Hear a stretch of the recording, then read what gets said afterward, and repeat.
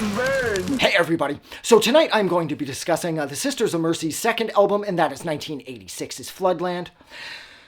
Now, I had really high hopes for this record, and it did do a really good job of sort of keeping those hopes up there, but it didn't knock it out of the park for me the same way that First, Last, and Always did. First off, there's a handful of less songs. I believe there's only 8 tracks on here. I think it's 8 at least. And out of the 8, I only love 3. Now, the 3 that I do love are like Dominion, Mother Russia, and 1959. And This Corrosion is on this record. Okay, that's like arguably their biggest song and one of their best. But then 1959 is on here. The piano work on that. Eldritch is a fucking genius. But I just feel like the other songs, like Flood 2 and what is it there? Driven Like the Snow, Neverland, they just kind of come and go. They don't have the same impact that, Walk Away had, or the title track off First, Last, and Always, or Jesus, or Some Kind of Stranger. This record didn't close out quite as strong. And I don't know what happened, because this record has a ton of atmosphere and it still sounds like a proper Sisters of Mercy record.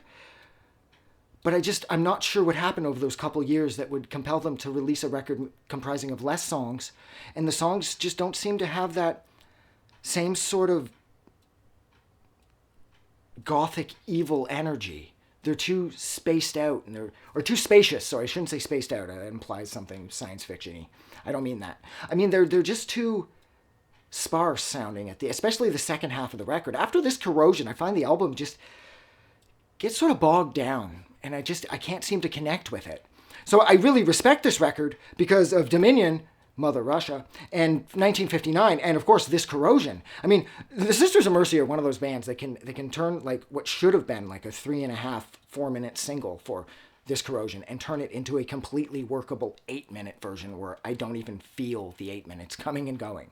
That's one of their gifts of this band overall. Like Temple of Love, like the 8-minute version is the best version of that song.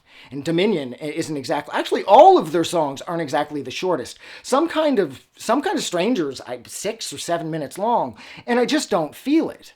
Like it doesn't matter when the Sisters of Mercy write a slow song that happens to run long. It's just done so well, and it's done with such heart and such precision and such focus and such drive that it just kind of, the minutes just roll off so effortlessly. You know what I mean? But I did feel the length here, unfortunately. So I think that's where I'm going to leave it. Let's see.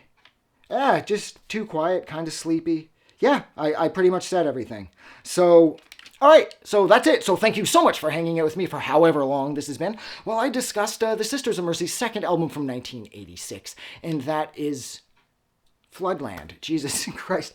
It's almost 6 a.m. I really shouldn't be doing these now. I'm kind of all over the place, but it's really fun doing them when I'm in this like fucking sort of half awake, half asleep state.